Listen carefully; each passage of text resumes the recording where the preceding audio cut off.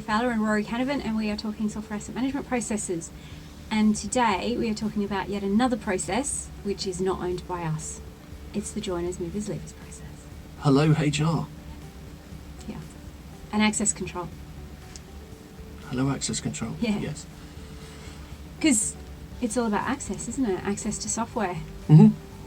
And these days, access to software is not just about deploying it and onto somebody's machine. It's about putting them in the right AD group.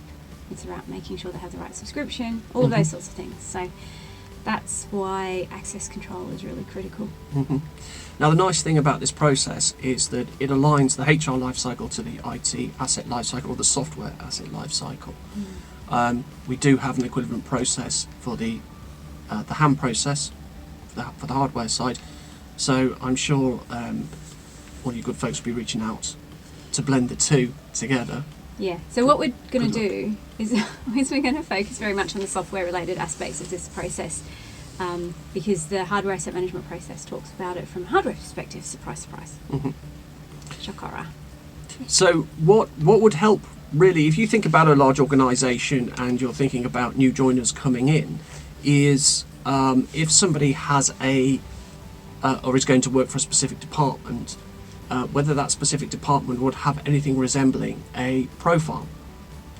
As much because when that new user comes into that department, I would argue 80% of the software that is spread across that organisation by footprint could be used.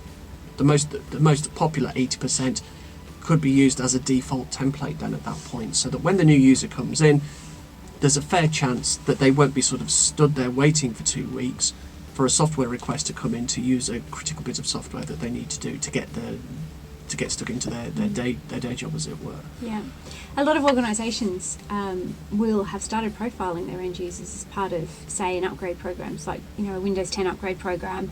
You're very much encouraged to profile your users to understand what software needs to be deployed on the machine.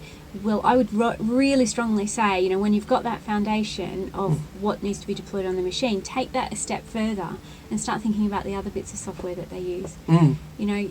People need access to finance systems and HR systems, and so think about what that looks like and create a software profile as opposed to just an application profile as opposed to just the software profile that gets deployed on the machine, because it really does streamline and make things so much more efficient when you can do that. If you are in a mature organisation, often what will happen is people will be put into AD groups. So this is a really important to just be in a position where your access control process is just putting people in the appropriate AD group, where providing access to software is about just putting people in the correct AD group, and then that access to software is removed when you remove them from the AD group. That's, again, really powerful to automate, and again, it's something that is very amenable to just being streamlined through the use of application and application profiles. Mm-hmm. So it is that thing, I guess the Pareto's Law 80-20. I mean, if you are looking for a sort of a quick win and a good way to do that, if anything falls into that 80%, that becomes part of the default profile. There's a fair chance then that something that sits outside, it's not to be ignored, but that can be requested as the new user joins. So let's say our new user joins, they've taken their photo of their desk and put it on LinkedIn, 18 months goes by, and what do we know? They get moved. So that's the nice thing about this particular process, is that it looks to follow an individual through their employment life cycle. And it's one step, I would argue, between joining and leaving that organisations don't pay enough attention to. And it's that aspect of changing that user profile based on a change of job. And it's too easy to, shall we say, add more software or add more privileges and permissions to somebody as they go to that new position, then actually taking the time to say, actually, what do you not need access to anymore, is something that too often gets overlooked. And if you think about it, that's a pretty fundamental driver of optimization as well, is to say, okay, you're now a manager, do you really need to have this level of subscription Mm-hmm. to an ERP system, as a manager you probably don't need to be doing all of that functionality, so let's reduce it and let's save some money. So it is a very the movers process is a very powerful way of optimizing your estate as well, but it, as Rory said, it absolutely is something that only more mature organisations do, but also highly regulated organisations. The really mature movers, joiners, leavers processes will be in those highly regulated processes, organisations, precisely because they've got tight access controls in place because the regulator demands it of them. So for this process, if you're in an immature organisation, you're probably going to be working very closely with, say, the service desk and request fulfilment process. But as an organisation matures, then you're more likely to start working with a specialist access control team, and working with them to develop user profiles, streamline processes of putting people in AD groups and removing people from AD groups. And as always, make sure that you test things. So make sure that when you put somebody in an AD group, it does have the expected impact. They do get deployed, and you can see that they've had deployed in your SAN tool the list of software that you expect. Mm-hmm. So that takes us quite neatly to the final step in the joiners, movers, leavers process, and that is the lever element of it.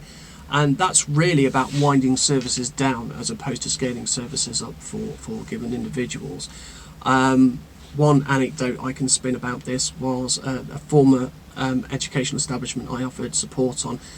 They had a network manager who decided just to code in his back door into the server estate that he used to look after, just so he could have a look and see what was going on.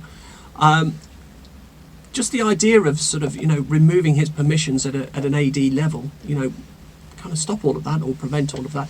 So it's as much about recovering software as it is about actually looking after your data to make sure that that we are proactive and precise around who can get onto the IT estate using what software. Absolutely. So, and that's why the more highly regulated organisations are the ones that have the mature access control processes, because it's driven by the need for information security. But we also need to engage with them to make sure that it achieves the outcomes that we want to achieve from our software asset management system. Yeah. So a great KPI for this one, for this given process, is the number of ex-employees who can actually access the software that you have or the services that you have. So it should be 0%. But Yeah. Actually, one thing about contractors, HR will give you information about employees, but not always about contractors. So capturing contractors, particularly as contractors move around the organisation, can be challenging. Good practice for, and most organisations will do this, is to automatically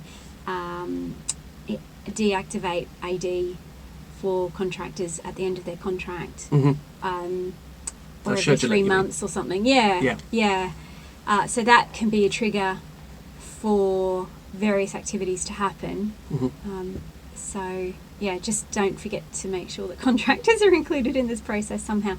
The other thing is, very rarely, but particularly for it can be particularly expensive line of business software sometimes, will be specifically attached to a particular machine, for instance. So you have a unique key for each instance of the software that's deployed, and it can be really difficult to capture the keys when somebody leaves, for instance, and the machine gets wiped. So if you are in an industry where you do have software that is specifically deployed to a particular machine, then you may need to implement processes to capture keys so that they can be reused and that sort of thing. Having said that, it's really uncommon these days. I've not come across it that often. No, I'm working for an organisation at the moment that relies on dongles, and the assault course that is instigated when one of those goes missing is just it's a pain. It's a major pain in the backside. So I've done a lot of work for construction companies, so occasionally there'd be a really expensive piece of software that we needed to retrieve the key. The key management is another issue. Fortunately, it's going away. It's not nowhere near as common as it used to be. So anyway, so anything else on this process? No, just that communications activity with HR. It's good to know when people join, because again, people can rock up and say, "Oh, well, hi, I'm here," and you're like, "Huh?" Yeah. So just make sure that communication lines there. Yeah, and do listen to our hardware joiners, movers, leavers process. Yes. Because there'll be more nuggets of gold in there as well. Hobnobs. Who said hobnob? What? Rory's having had a hobnog. How did you say it? No. Hobnobuary. Hobnobuary. Yeah, so people were on Veganuary and no alcohol January and what have you. I've not had a hobnob now for 2 months. It's impressive. January and February. That's really impressive, Rory. Well done. I should be ready for the Olympics, but I'm not. You know, what can I say? One day. Anyway, right. See you later. Adieu. Bye-bye.